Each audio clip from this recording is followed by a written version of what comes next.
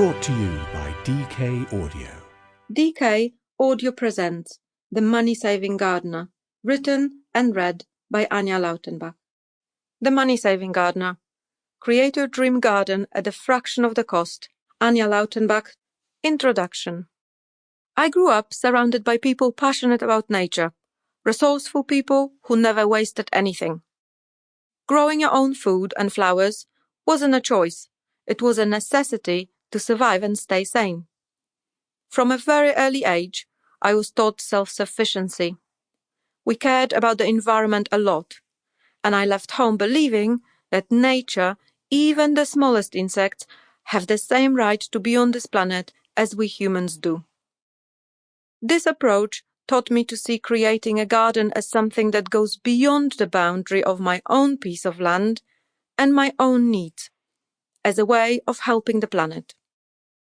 My money-saving approach is a way to make stunning gardens in harmony with nature. Not only is the garden a refuge for wildlife, but it's created without spending a fortune. With the cost of everything going up and the amount of disposable income being squeezed, gardens can seem like another thing that is out of reach, to be put on hold until times are better. I know that by sharing my knowledge, I can make gardening and propagating more accessible, helping people to create the garden of their dreams at the fraction of the cost of going out and buying what they need. It's possible to start now, and it's easier than most people think to make something beautiful without breaking the bank. Propagation has been my passion for over 30 years. When I was a child, our windowsills were always packed with rooting treasures, my mum's cuttings. She got me into propagation when I was about 12 years old and showed me the satisfaction that comes with it. Home is where your plants grow, she would say. When I started traveling as an adult and felt unsettled, I realized she was so right.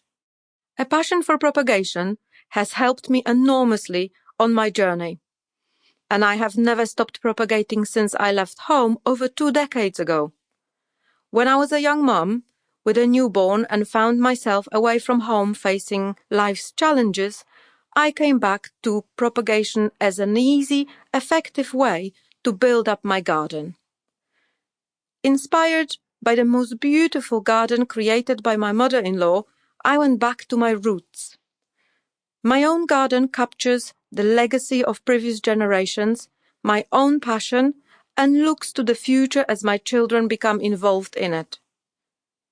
We've got to change how we garden, and I hope this book will be a great start for many people to achieve the garden they aspire to in a rewarding, affordable way. Chapter 1. Make a start. Over the years, I have come to realize that the process of creating a garden is even more enjoyable and rewarding than the result itself. It is not about instant gratification or achieving one's goal, but rather about taking pleasure in the journey, and, as nature can't be rushed, waiting is part of the process. Buy less, waste less. My grandparents never wasted anything. I remember them saving pots and reusing all sorts of materials. This was before garden centers.